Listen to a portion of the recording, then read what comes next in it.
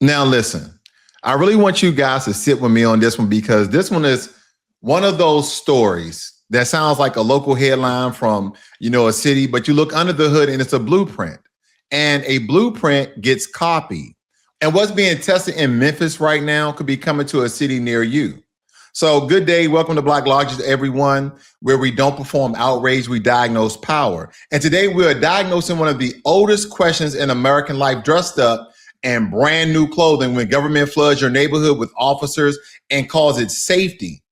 Safety for who exactly? Because are the residents in these communities being kept safe? And what happens to the regular people who pull out a phone and try to document what the police is actually doing? Whether they're upholding the law or, in some cases, the police breaking the law. Enhance. Because what we need to understand here, September of last year, the president stood up a federal operation called the Memphis Safe Task Force, which was a multi-agency surge pulling in federal immigration and drug enforcement personnel. More than 200 officers they dropped inside of Memphis, Tennessee, right, which is a Republican red state, but Memphis is a majority Black city. The stated mission: crush violent crime. That's what the mission supposedly was, because again, Memphis was the murder capital of America. But nevertheless, the one thing that they didn't tell you on May 13th of this year, 4 Memphis residents backed by the ACLU, okay, the ACLU, the Foundation of Tennessee, in that particular sector, and 2 private law firms filed a federal lawsuit. And on May 28th, they moved for a preliminary injunction to stop the task force code on one specific thing. Does anybody know what that is? Let's talk about that. Their claim, in the words of the complainant, task force agents are systematically retaliating against and intimidating and harassing people who are lawfully recording them. And the declaration filed in that case are not vague. Residents describe being violently arrested, surveilled at their own homes, pulled over under false pretenses, boxed in by police cars, and jailed for the crime of holding up a camera, your cell phone. The suit also asked the court to stop agents from using a Tennessee statute that lets police order bystanders to stand 25 feet back, a rule that the plaintiffs say is being weaponized to push observers far enough away that they can't actually see what's being done. Let's upgrade those cell phones because I can zoom in very far to see what the hell's going on.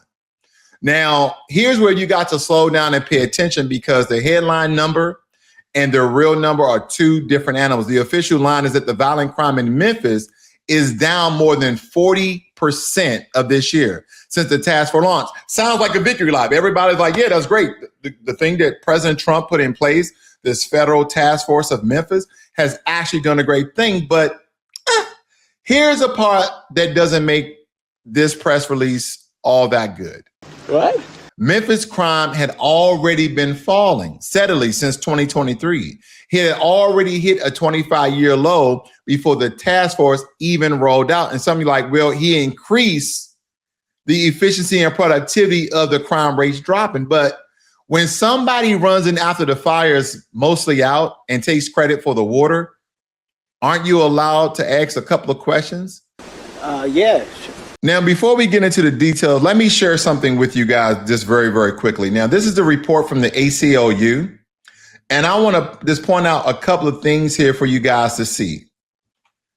It states here that the declarations filed by a group of non-community members recount intimidation, aggression, and even violence against people, documenting task force activity. They describe a pattern of menacing retaliation. We're going to briefly talk about Gestapo, by the way.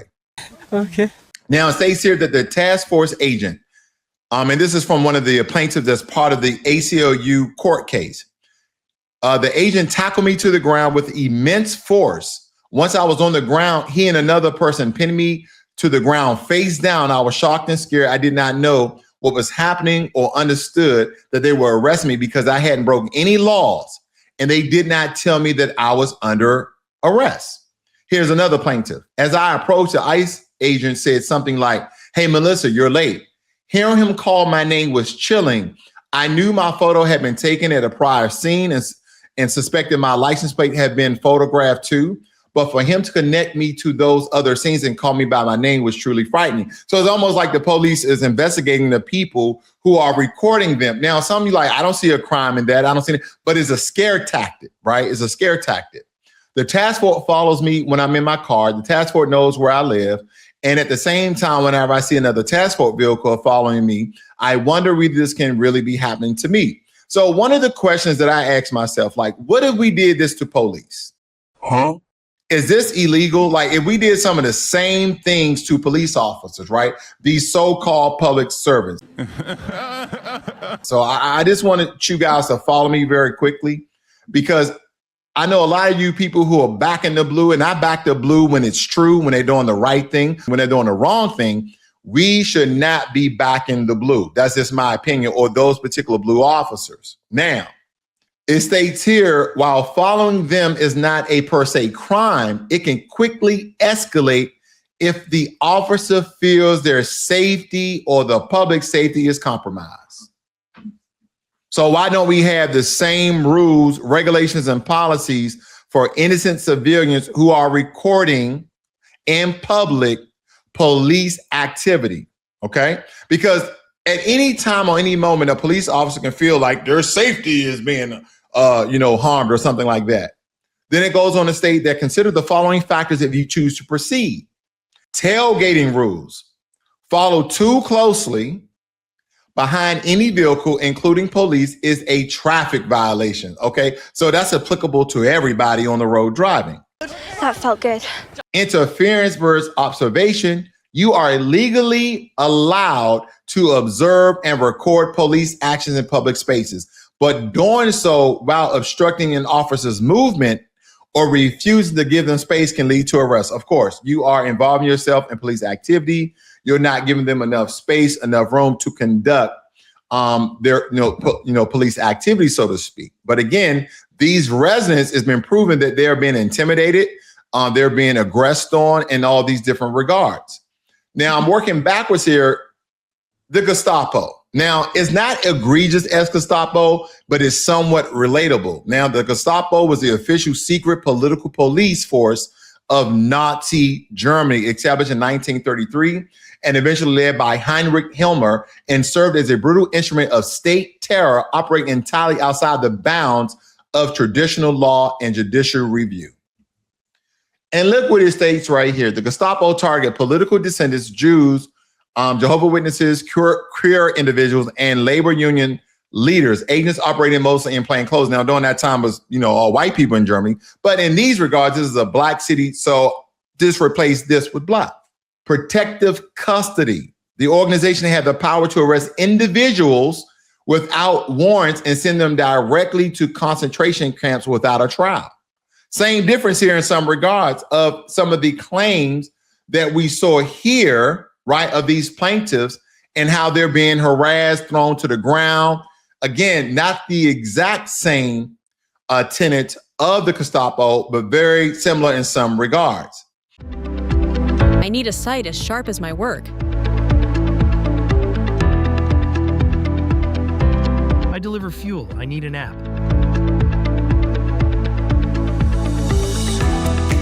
I make skincare. I need a store. I bake. People should be able to order. Whatever you're building, built right, kept running, Lova dead. Now, lastly, I want you guys to listen in on this. Okay, I want you guys to hear this. I want you guys to see this, because I think this will provide better insight and context what I'm getting at here. 25 feet from what we're doing. 25 feet from what? From what we're doing. What does that? Where is that? There's about 20. This is from right there? It's my discretion how far you go back, so keep going back. A new lawsuit is accusing law enforcement in Memphis of following, harassing, physically intimidating, and even bumper rushing residents who've attempted to video them.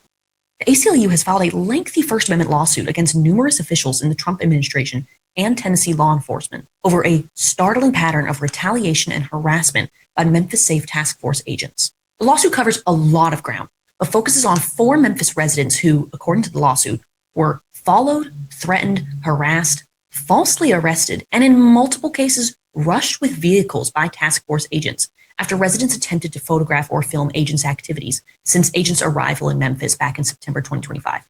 The lawsuit calls the harassment a pattern and practice of retaliation against residents and states the actions are a direct result of federal policy that leaders are not only failing to stop, but are actually encouraging. The lawsuit contains more than 80 pages of alarming accusations of intimidating activity by agents. Allegations include numerous instances of agents using their vehicles to accelerate or swerve towards residents while they were driving, retaliatory traffic stops, agents loitering outside residents' homes in unmarked vehicles after they film them, and much more. Twice, according to the lawsuit. All right, I believe that you guys get my drift, and I was relating it to Gestapo. And there's the arrest map, which is the whole story in two numbers. Of more than 5,200 arrests, the task force racked up around Memphis just over a quarter were for violent crimes. And of the immigration arrests specifically, just 2% were for anything violent. So let me make this a little more relatable, a little more human here. Among the people swept up against this dragnet, a rideshare driver pulled over for supposedly not wearing a seatbelt when he was wearing it. While federal law enforcement, even though, again, if you're not wearing your seatbelt and that's the law, they're upholding the law. Don't get me wrong, but shouldn't you leave that for a local cop? Just my opinion. Also, a pastor pulled over because, in the officer words, he looked lost. A 72-year-old man rose out of his own bed, okay, and decided that he was going to take a drive. Again, this is a pastor, but he looks lost. Now, I really want you to ask yourself this honestly. In what neighborhood and what zip code does he look lost? Because when does looking lost become probable cause? Because we both know the answer. This is part of the story where folks need to be precise. Nobody on this channel is against safety, are we not? Everybody wants the violent few of the street. Okay, we want them removed. But when the people getting stopped are a working driver, a man of God, a senior citizen, and the people getting protected from scrutiny are the agents themselves, that's not a public safety operation. That's an occupation with a press release. So why is the right to film the centerpiece of this whole fight?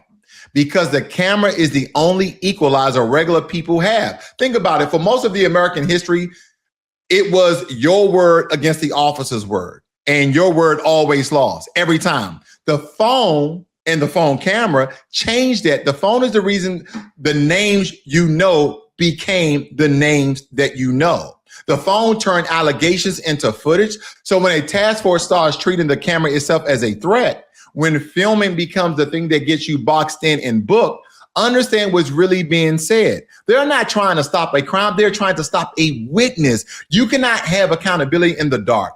And a 25-foot rule that pushes you back so far that you can't even make out a face or a badge number isn't about officer safety.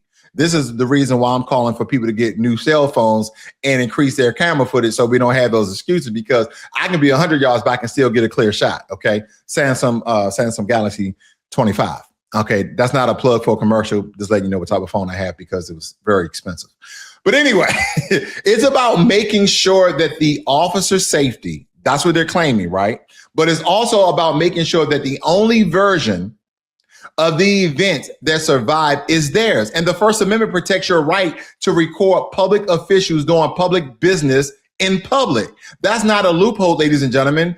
That's the point.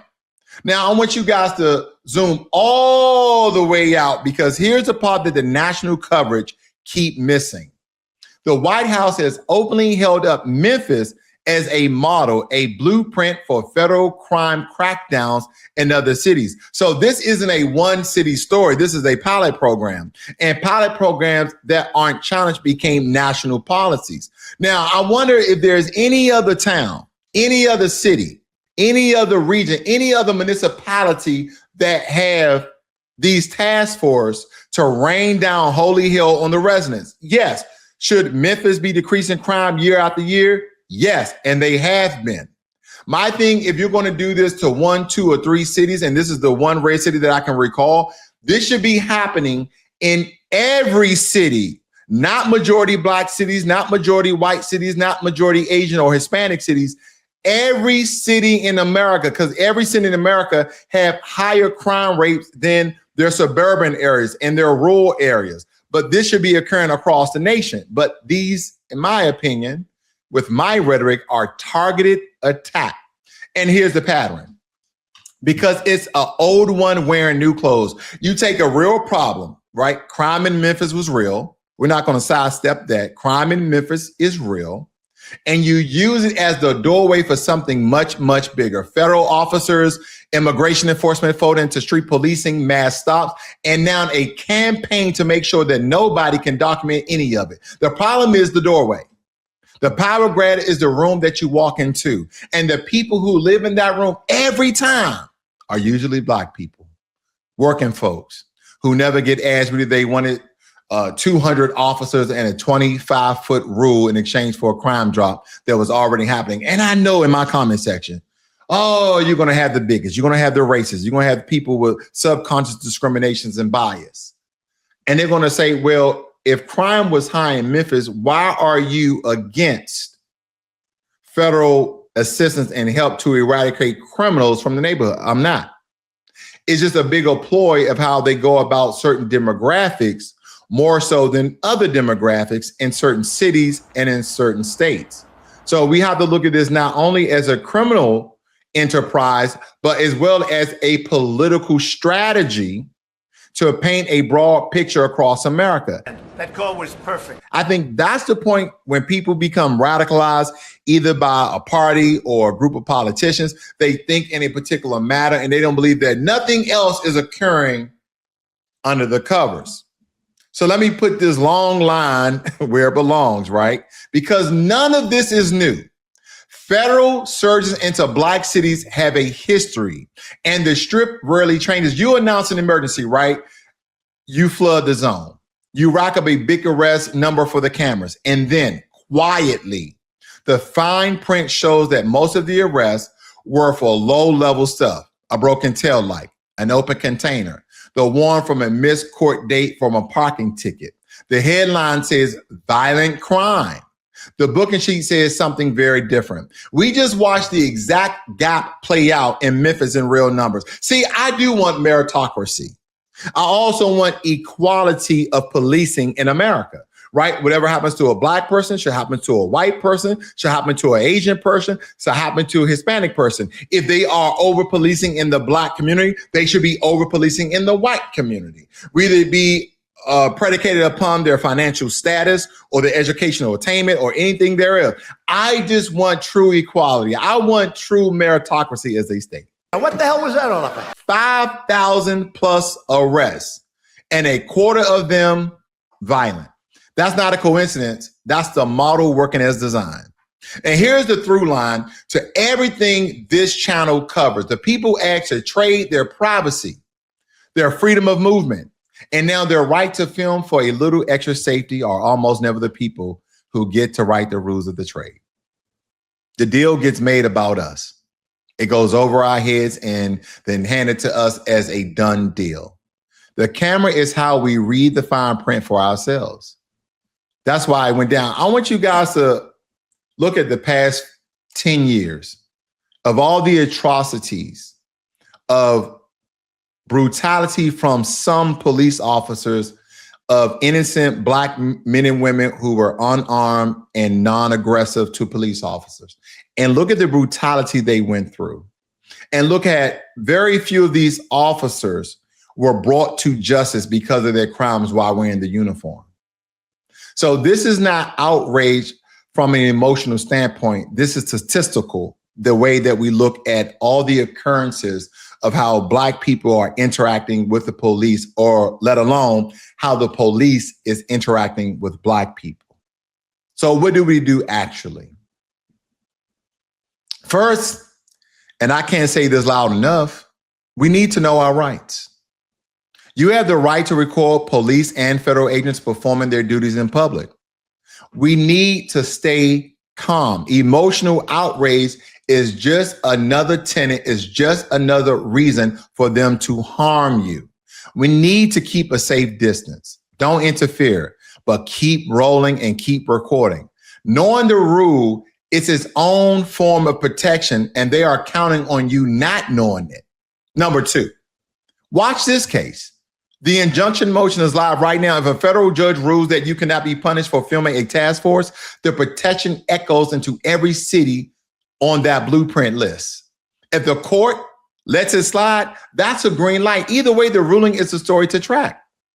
So nevertheless, subscribe right here to Blacklogic and stay close because we're going to follow this one to its end. And hopefully something occurs, something happens where the ACLU and those complainants actually win.